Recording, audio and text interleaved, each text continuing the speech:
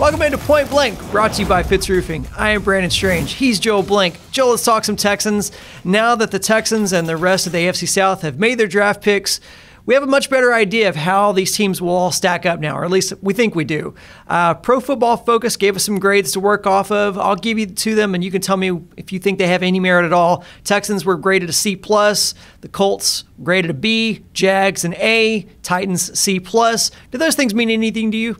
They really don't. I mean, I think every organization has a personal preference on players, and it might not be the way draft prognosticators rank the positional players, but they know who they like that fits their system. So we'll see how it plays out. It remains to be seen. I think the bigger thing that you have to take into consideration, the Jags better get the grade they got. They got the most picks. They had multiple first-round picks. They got guys that are rebuilding that are going to help them, and that's a team that's not going to be involved in the divisional race. The thing that you have to worry about is, yeah, the Titans, they got a C+, that's fine, but they went to the conference championship game. They don't have to add a whole lot in the draft because they have a whole lot coming back, and they're a talented team. From a Colts perspective, they're a young team that's really stacked on both sides of the line. We'll see how Rivers fits in, but he got more weapons. He got a stud running back out of the University of Wisconsin in Jonathan Taylor. He got Pittman, a wide receiver out of USC, who's big and strong and can add to a T.Y. Hilton. And so I think the Colts got better in a lot of different phases of the game. So I think when you look at it and you look at all the grades, the main thing is who needed the draft to be the best with the highest grade and who just needed to maybe fill a few small holes while they continue to move forward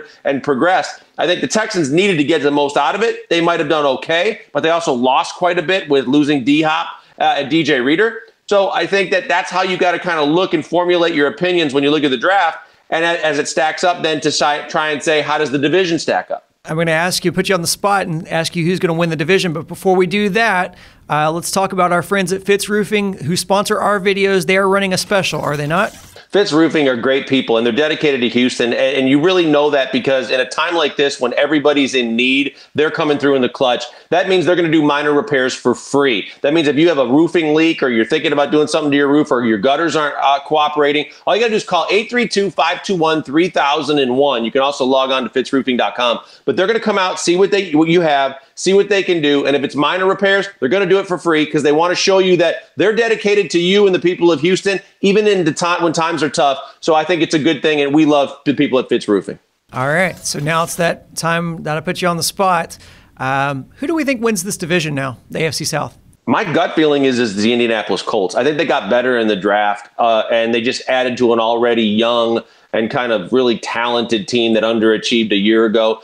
You can blame it on the quarterback or not, but Phillip Rivers as a veteran quarterback is not going to make a lot of mistakes, and he has the capability of doing a lot of things, especially when you give him weapons, and you've got plenty of weapons. You've got two running backs now. You've got T.Y. Hilton and a young stud big receiver at USC coming in to help on the other side.